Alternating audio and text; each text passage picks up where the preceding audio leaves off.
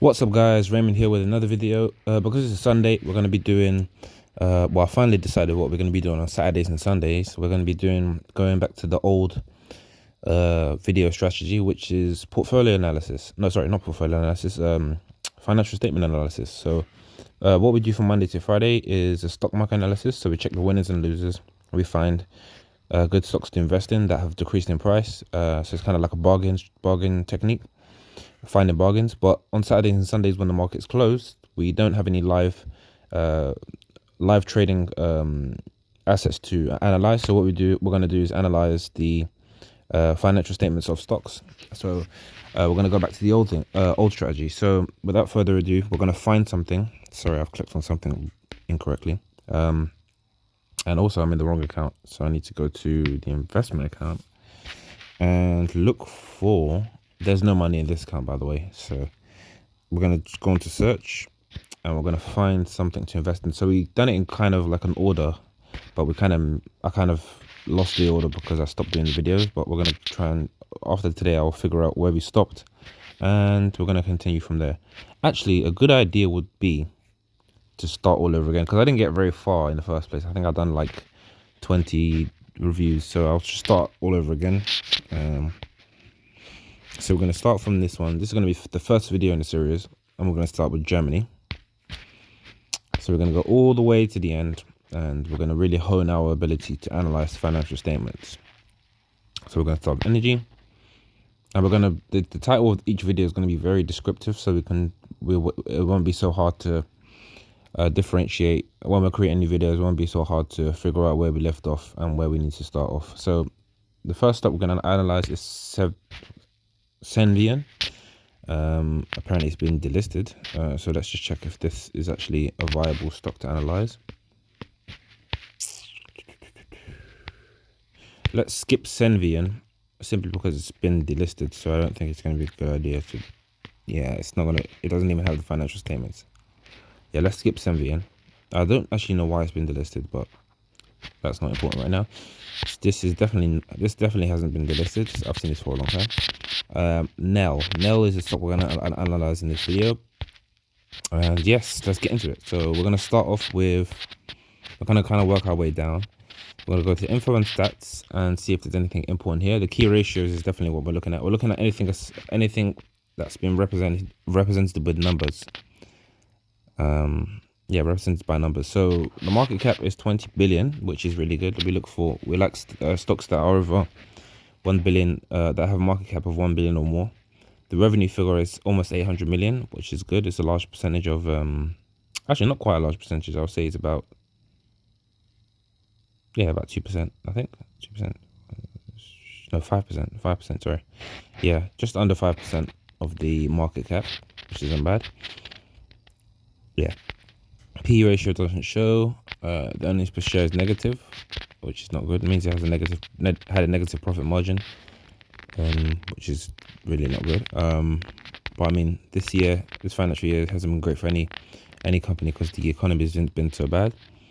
The beta is still okay, still below 1, which means the company is still stable. It's just the profit, it hasn't been able to rake in as much profit. So let's actually check the yearly performance. So it's decreased by 30%, which is, it's bad, but it's not as bad as the what all of the other stocks have faced.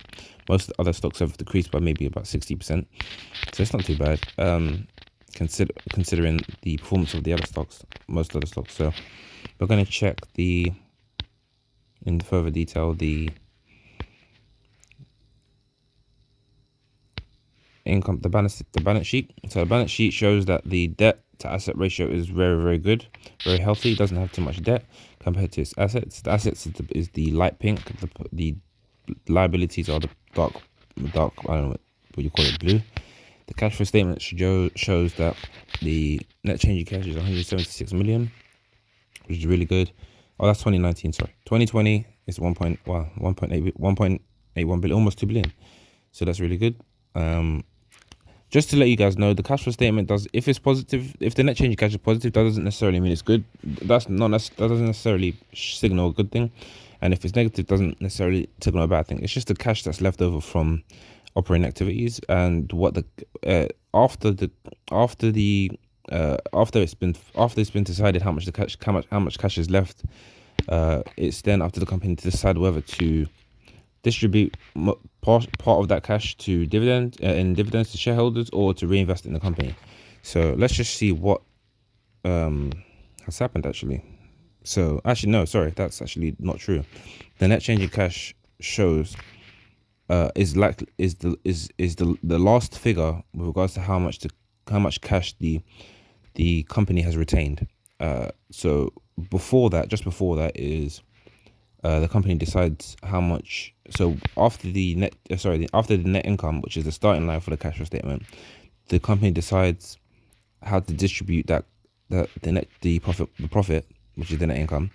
And then after all of that is decided, after all of the capital expenditures are decided, then you get the net change in cash. So if the net change in cash is negative, it doesn't necessarily mean it's negative, that the company is it does mean the company's lost cash, but the company could have a negative net change in cash simply because they're investing in they're putting that money towards capital expenditures, investing in capital that could potentially return them more than what they would have lost if the cash was negative.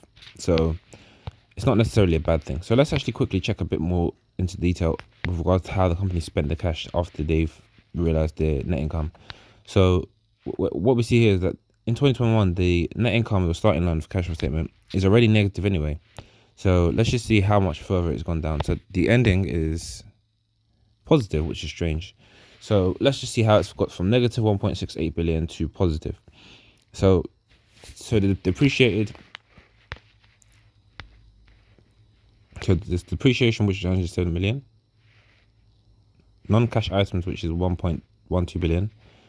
Cash interest paid. Changes in working capital. Cash from investing activities, which just took it down a bit. Cash from financing activities. So the cash flow statement shows all the money that's coming in and all the money that's going out after the net income. So they've got, well, if we look at the largest amount of cash, 1.22 billion has come from cash. 1.22 billion cash has come from financing activities. So they've got money from financing, which means probably people have invested in the stock, in the company. So that's financing, 1.22 billion. And they lost a lot of money from operating activities. Let's see where that's come from.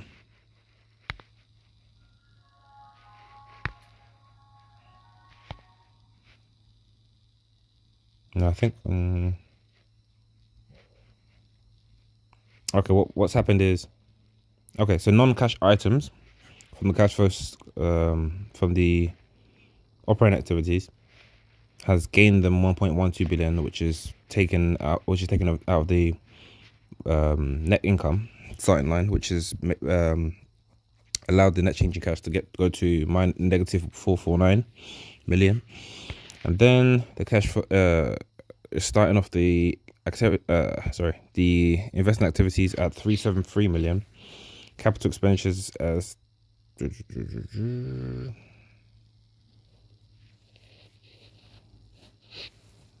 yeah, this is a little bit confusing. I probably need to do more research on how to understand the cash flow statement, because it's a bit confusing. It doesn't seem like it's in order.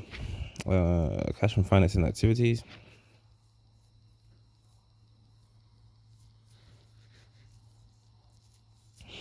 All right, so I'm gonna need to write some stuff down with regards to defining these terms, because I'm not too sure how it works, to be honest. So I'm gonna end this video here. I'll do some more research with regards to the cash flow statement and the different terms, because it doesn't seem like it's an order, but it's probably my lack of understanding of the terms. And of course the next video, which will be the second stock that we're going to be analyzing, will be I'll be a bit more proficient in understanding the terms. But thank you guys for watching this video, and I'll see you in the next one.